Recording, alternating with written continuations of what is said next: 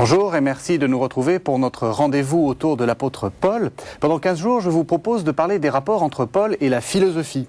En effet, l'apôtre n'a pas intéressé que les théologiens, il a aussi fasciné un grand nombre de ceux qui ont en quelque sorte pris le relais de ces théologiens, qui sont les philosophes. Alors, quels philosophes se sont intéressés à Paul?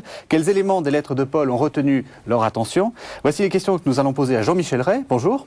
Bonjour. Vous êtes professeur émérite à l'Université de Paris 8 et vous venez de publier aux éditions de l'Olivier « Paul ou les ambiguïtés ».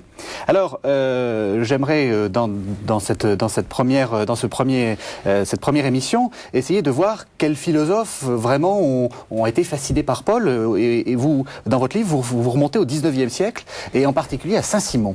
Alors, Saint-Simon, c'est pas le duc de Saint-Simon. Non, absolument. Le comte. Alors oui, effectivement, il y a quelque chose de très spécifique qui se passe au XIXe siècle, qui n'intéresse pas du tout le XVIIIe siècle. Le XVIIIe siècle parle très peu de Paul et des problèmes qu'il soulève. C'est au XIXe siècle que cette figure revient. Alors pourquoi à ce moment-là? Il me semble que chez tous ces grands fondateurs de la modernité, que sont Saint-Simon, Auguste Comte, Victor Hugo, Edgar Quinet et d'autres, enfin, eh bien, il y a un intérêt très particulier pour Paul. Un intérêt qui porte avant tout sur le fait que on voit en lui le fondateur, la figure du fondateur. Et, de manière tout à fait forte et presque paradoxale, je dirais, tous ces gens n'arrêtent pas de citer Paul, en citant d'ailleurs la plupart du temps les mêmes choses. Autrement dit, c'est un Paul complètement disséqué, oui.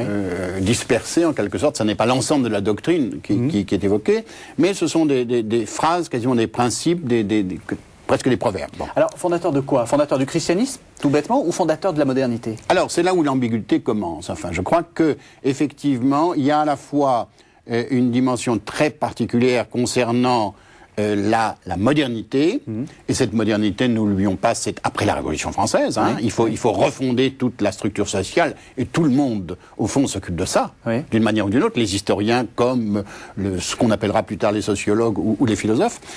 Et il y a une sorte de rapport très spécifique qui s'établit entre cette nécessité de refonder une modernité, de refonder une politique surtout, oui. Et puis, ce recours, j'allais dire, presque à tous les sens du terme, ce recours au christianisme. Comme si, au fond, dans notre culture, et là, il y a un autre problème tout à fait conséquent, comme si dans notre culture, au fond, on ne pouvait parler d'une refondation politique qu'à la condition de se référer à ce premier geste de fondation qui est pour nous, au fond, la fondation du christianisme. Et je crois que l'intérêt, c'est d'abord ça. Et cette oscillation qu'il y a chez ces gens-là, mais aussi chez les théologiens, il faut le remarquer, à savoir qui est le véritable fondateur du christianisme. Est-ce que c'est Jésus ou est-ce que c'est Paul? Voilà. Oui. Toute la théologie est divisée, au fond. Et ce qui est intéressant, c'est de voir que nos penseurs sont aussi dans cette même perspective. Enfin. Donc il y a quelque chose de très particulier concernant fondation de la modernité et concernant, au fond, cette reprise nécessaire de ce premier geste qui a fondé le christianisme, dont certains pensent que, au fond, il faut le prolonger, et que cette rénovation du tissu politique, c'est en même temps une rénovation du christianisme. Enfin. Alors, parmi donc ces penseurs, il y a Saint-Simon, qui est un utopiste, qui n'est pas vraiment chrétien. Qui n'est pas chrétien, mais qui assume au fond les valeurs du christianisme en voulant instaurer un nouveau christianisme. Et par conséquent, en essayant de prolonger ce qui n'aurait pas été accompli dans le christianisme. Et je crois que c'est là quelque chose qui va caractériser tout le siècle sous des formes à peine différentes, au fond. Merci Jean-Michel Ray.